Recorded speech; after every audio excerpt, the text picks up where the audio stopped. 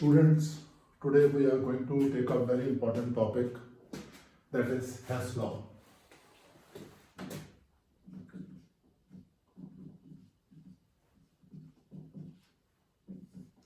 This is topic from thermodynamics. In this case, the same thing can be put it like first law of thermodynamics.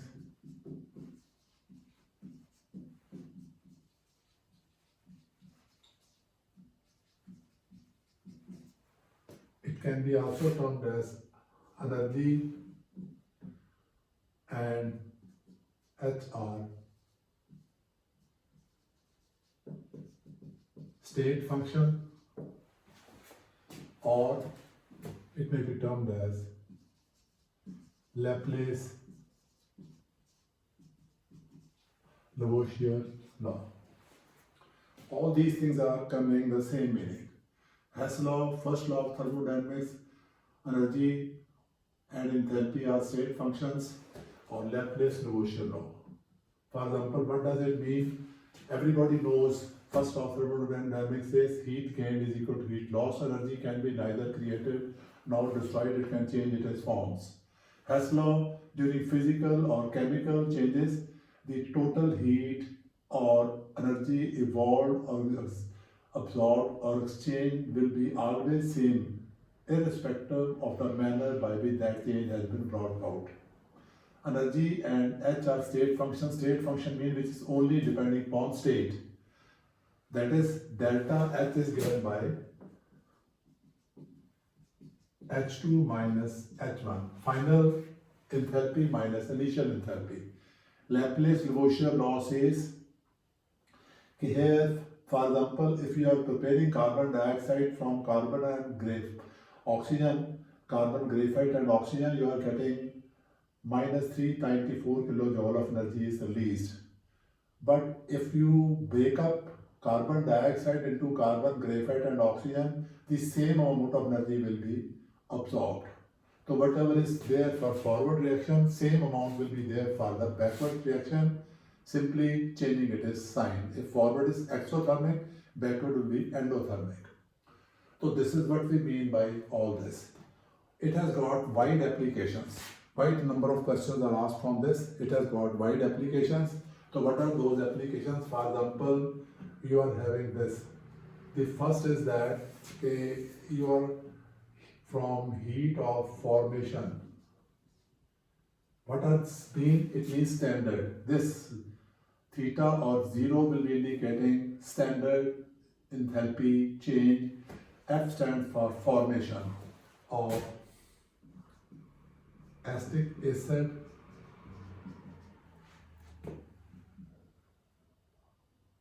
carbon dioxide, and that of this water. It can be used to calculate heat of combustion. It can give you this.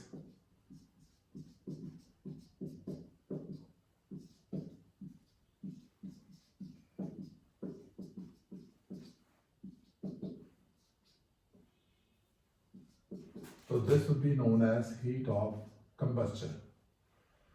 So when we are putting this, it is standard values. So from these standard heat of formation of acetic acid, carbon dioxide and water, you can find out the heat of combustion of acetic acid. So here just see delta Hc will be given by of acetic acid is given by what they call it enthalpy, the standard heat of formation of products, standard heat of formation of reactants.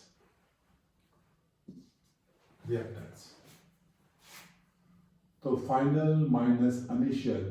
So just see in this case we have got this value is minus 293. So it is minus 293 into 2. Then water is minus 286.0 into 2. So in this case, this is the product minus heat of formation of acetic acid, say it is, I have given you hypothetical value, kilojoule per mole. So heat of formation of acetic acid, say 1000 kilojoule, so that will be giving you the value of heat of combustion of acetic acid. So here it is proved that whatever we are saying, this is a state function, enthalpy of product minus enthalpy of reactant. So standard enthalpy of product and standard enthalpy of reactant, that is simply equal to standard heat of formation of product and standard heat of formation of reactant. Here we are making certain, what they call it, certain values are arbitrarily fixed. For example, the standard heat of formation of elements or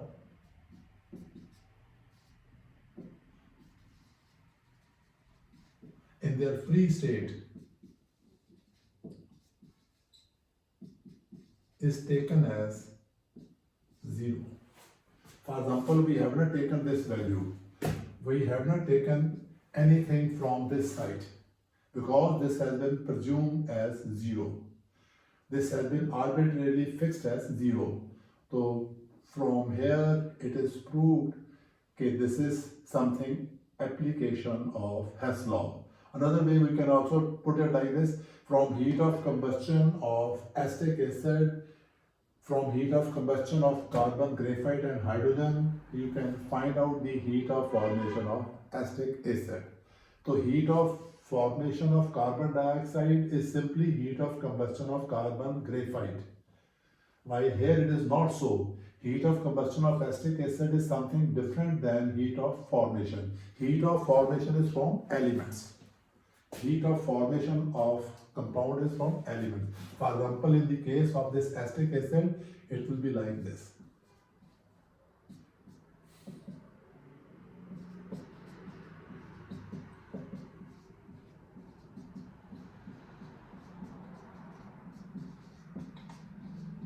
This will be known as heat of formation.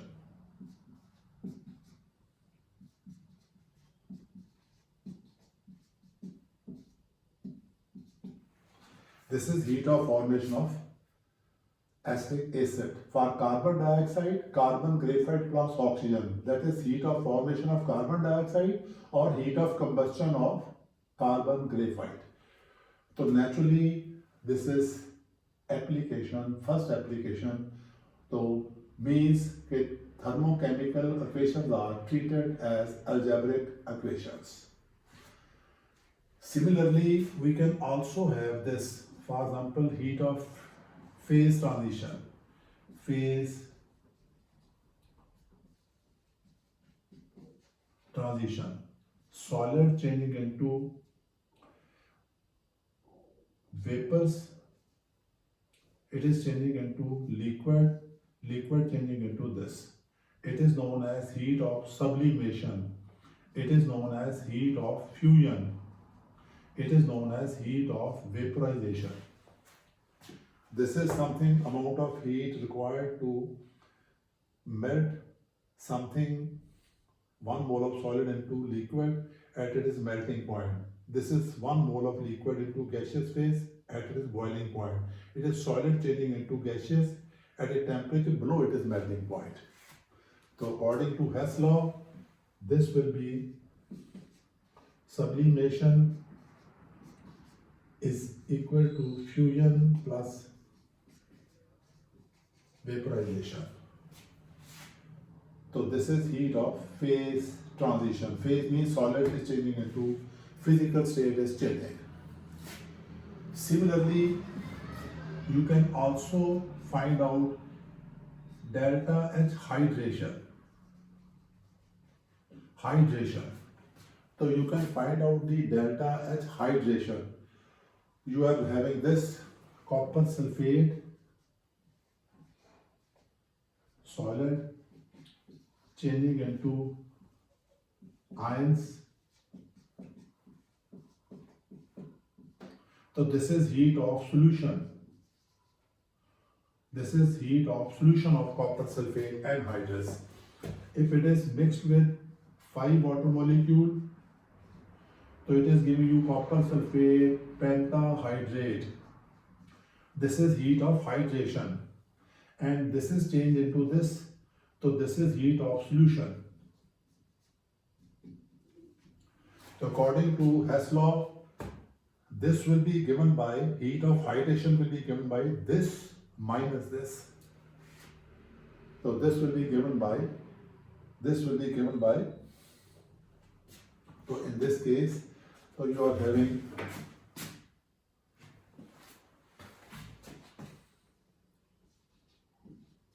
copper sulfate anhydrous plus aqueous giving you this.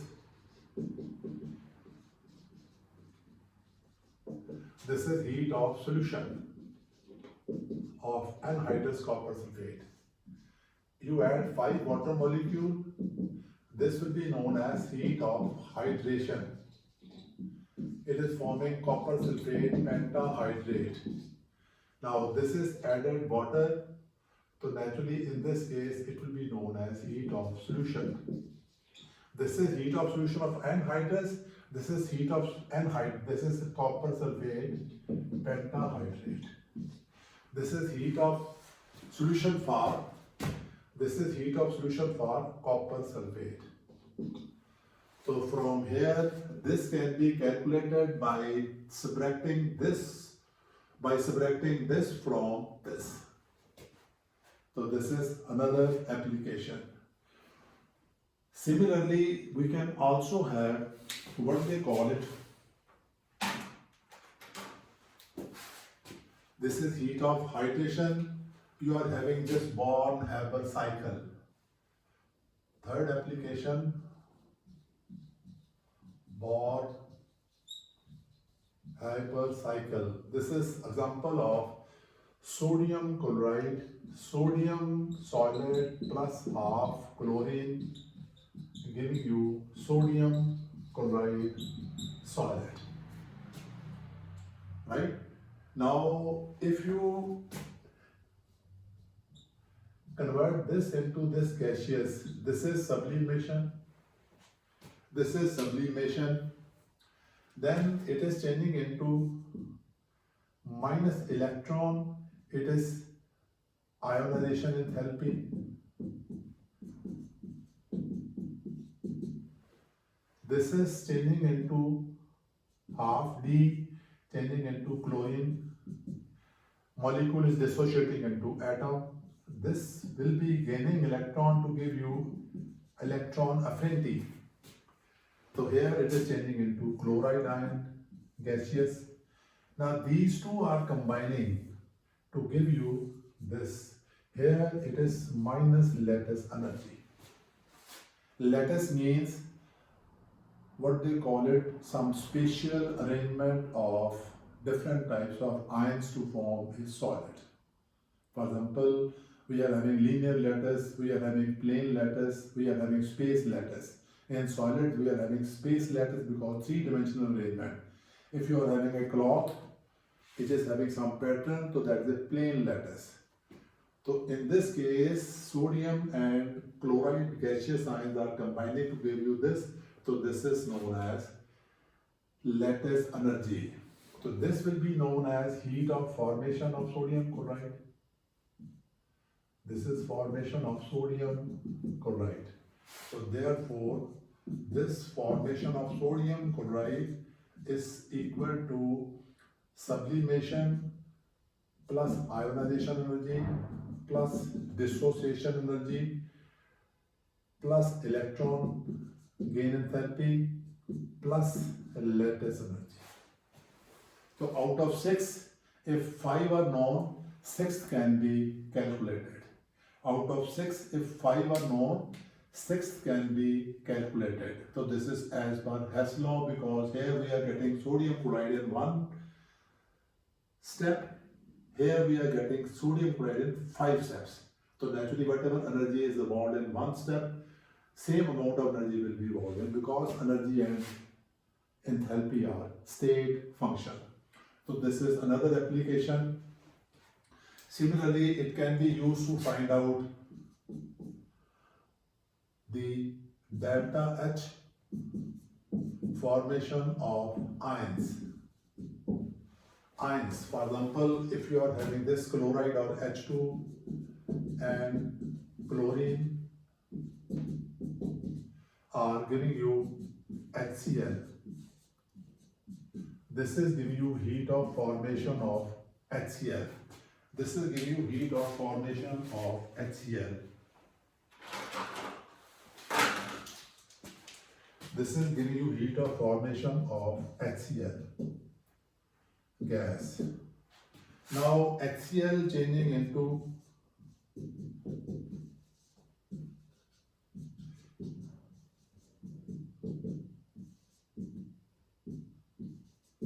here it is heat of dissociation or ionization. Dissociation or ionization. Ionization. So this is dissociation or ionization of HCl. So from these two values you can find out the heat of formation of chloride ions.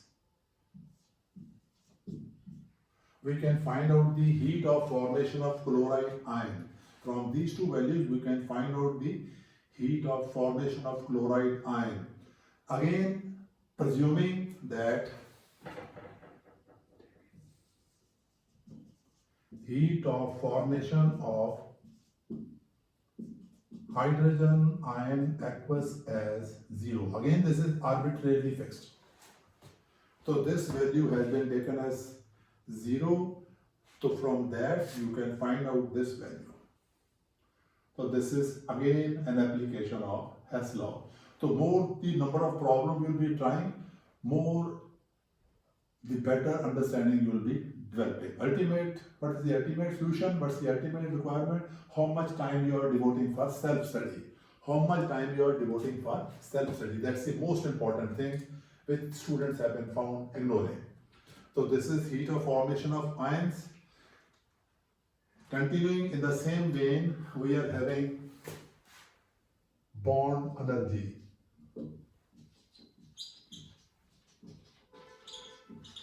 Bond energy. For example, you are having this, say H2 plus Cl2. We have just seen it is known as heat of formation of HCl.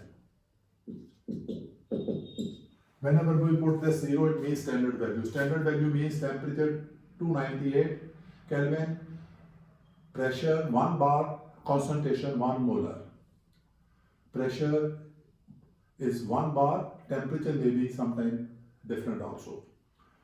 So here heat of formation of this HCl, it can be calculated by this. This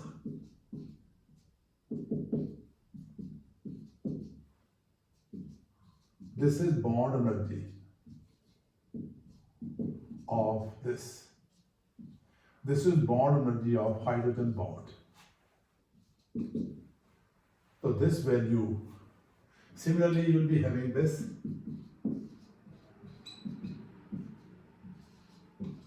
This is bond energy of chlorine. So this delta H can be calculated by, this heat of formation can be calculated by this heat of formation of HCl can be calculated by bond energy of, this is of reactant of product. So here we can put it like this. This is delta this. So here you might be saying why things have reversed now. Why earlier we were having product minus reactant, now it is reactant minus product. This is something old convention. What's the latest convention? In order to have product minus reactant, what we should do, this is endothermic reaction. Endothermic reaction. HCl changing into hydrogen and chlorine, that will be bond energy of hydrogen and chlorine bond.